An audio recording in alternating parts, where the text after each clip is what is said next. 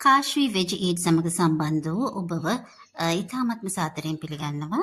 අද දවසේ මං තෝරගෙන තියෙනවා ඔබ වෙනුවෙන් නිර්මාංශ ආහාරයක්. මේක නගට්ස් කියන වචනය ඔබ බොහෝ විට හුරු පුරුදු වචනයක්. බොහෝ විට ඒක මස් වලින් හදන ඒක රසවත් විදිහට හදාගන්න පුළුවන් ආහාරයක්. අපිට ඒක මේ වගේ ධාන්‍ය භාවිතා කරලා අපි හදන්නේ කොහොමද කියන එක තමයි මම අද පෙන්වන්න යන්නේ.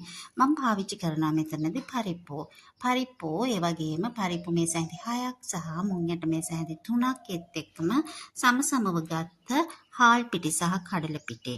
මීට අමතරව මට අවශ්‍ය වෙන ලුණු ස්වල්පයක් සහ පොල් තෙල් ස්වල්පයක්. මෙම පොල් තෙල් මම පාවිච්චි කරන්නේ මේක මිශ්‍රණ කර ගැනීමට වගේම මිශ්‍රණය සාදාගත් මිශ්‍රණයට උඩින් ආලේප කරගෙන ඒකේ වියලුණු ගතිය නැති කර ගැනීම සඳහා තමයි මම මේ පොල් තෙල් පාවිච්චි කරන්නේ. එක්කම පොල් තෙල් වලිනුත් යම්කිසි විශේෂත්වයකින් යුක්තව පෝෂණයක් ලබා දෙනවා. එක්කම මේක ඉතාමත්ම සම්පූර්ණම නිර්මාංශ ආහාරයක්. ඒත් වගේම ඉතාමත්ම රසවත්.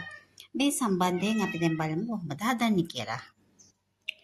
පළමුවෙන්ම මේ වතුරේ පොඟව ගත්ත පරිප්පු ඒ වගේමත් මුං යට එතන පැය දෙක තුනක් වතුරේ පොඟවලා තියෙන්නේ. මේවා වියලෙන්න සලස්වලා ඊට පස්සේ මේවා ඉතාමත්ම කුඩුවට ග්‍රයින්ඩර් කරගන්නවා. ඉතාමත්ම කුඩුව සියුම් පවුඩර් එකක් එනකන්. මේ පවුඩර් එකට තමයි මම දැන් මිශ්‍ර කරන්න යන්නේ.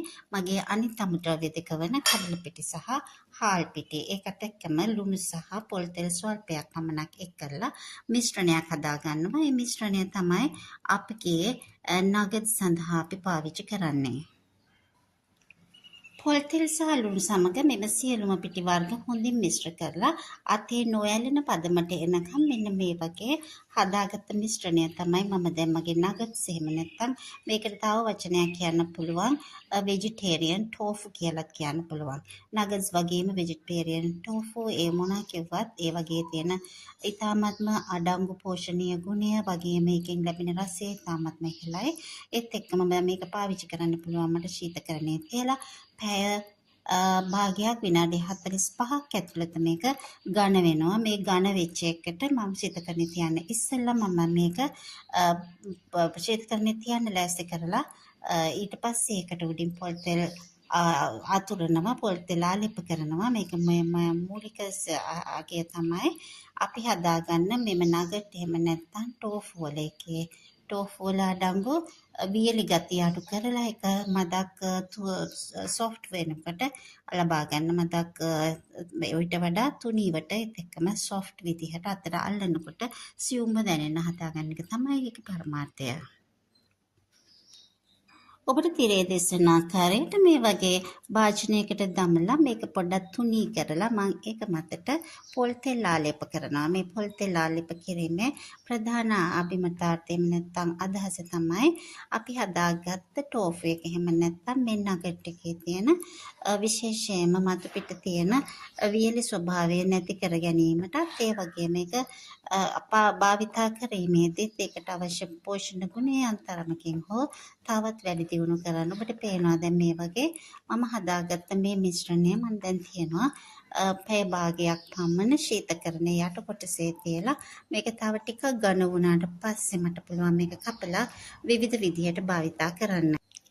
මේ ආකාරයකට තමයි විනාඩි 45ක් පැය භාගයක් පමණ ශීතකරණයේ දමා අපි සාදාගත්ත අපගේ වෙජිටබල් ටෝෆු එක එහෙම නැත්නම් අපිට කියන්න පුළුවන් මේක නගට්ස් මිශ්‍රණය අපිට දිස්සන වෙන මේ වගේ ආකාරයකට. දැන් අපිට පුළුවන් මේකෙන් ඕනෑම බැදුමක් එහෙම නැත්නම් මේක ඩීප් ෆ්‍රයි කරලා ගන්න පුළුවන්.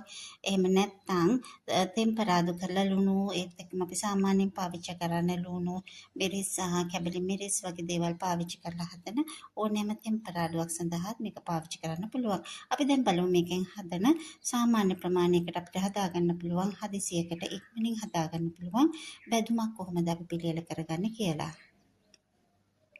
ඔබට දකින්න පුළුවන් මම මේ වගේ කපාගත්ත මේ වගේ මගේ අපේ මිශ්‍රණයෙන් කපාගත්ත කොටස් ටිකක් මේ වගේ මම දැන් ලෑස්ති කරලා තියෙනවා ගැඹුරු තෙලේ බදින්න. මේකට ගැඹුරු තෙලේ බැදලා ඊට පස්සේ ඒකට මම ලුණු ගම්මිරිස් එකතු කරලා ඒකට මම තවත් අවශ්‍ය කරපිංච ලුණු සමග සියලුම දේවල් එකට බදින්න සලස්වලා හදාගත්ත බැදුමක් තමයි හදන්න යන්නේ. මේ තියෙන අපි සාදාගත් වෙජ් නගට්ස් චිකන් නගට්ස් වල රූපයට හාත්පසින්ම සමානයි. ඒ වුණාට ඒකේ ගුණය සහ පෝෂණ ගුණය ඉතාමත්ම ඉහළයි. චිකන් වලින් සාදන නගට්ස් වල අඩංගු මස් වර්ග නිසා ඒක දිරා යමින් පවතින ද්‍රව්‍යයකට අපගේ ශරීරය මේ තමයි අප පිළිකරගත්ත වෙජ් නගට්ස්. ඒත් එක්කම මේ නගට්ස් සාමාන්‍ය චිකන් නගට්ස් එක්ක සසඳනකොට ඉතාමත්ම රසවත්, ඒ වගේම පෝෂක ගුණයෙන් අනුවණයි. කුඩා දරුවන්ට ඉතාමත්ම ඉක්මනින් පිළියෙල කර දෙන්න පුළුවන් වගේම ඉතාමත්ම රසවත්වත්, ඉතාමත්ම සුන්දරවත්, ඒ වගේම ඉතාමත්ම ඇස් දර්ශනයකට පහසු විදිහට දර්ශනයකට සුදුසු විදිහකට මේක සරසලා පිළිගන්නන්නත් පුළුවන්. අපි දැන් බලමු මම දැන් කොහොමද මේක පිළිගන්වන්නේ කියලා.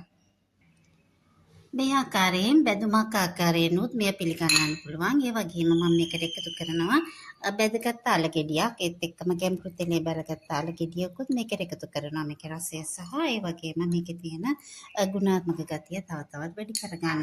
අවශ්‍ය නම් පුළුවනි මම හැම විටම පාවිච්චි කරනවා වගේ මේ වගේ බැදගත් රට කැජු ටිකකුත් මේකට උඩින් එකතු කරන්න. එතකොට ඒ වගේම ඒකට එකතු වෙන පෝෂණ ගුණය වගේම රසවත් බවත් ඉතාමත්ම වැඩි වෙනවා. රට කැජුත් එක්ක මේ වගේ නිර්මාංශ වෙජී නගට්ස් එකක් දරුවන්ට හදලා දෙන්න පුළුවන් නම් දරුවන්ගේ පෝෂණ අවශ්‍යතාවය ගොඩාක් වෙලාවට නිවසේදී ඉතාමත්ම පහසුවෙන් හදාගන්න පුළුවන්. මේ අයුරින් විසඳ ගන්න පුළුවන්.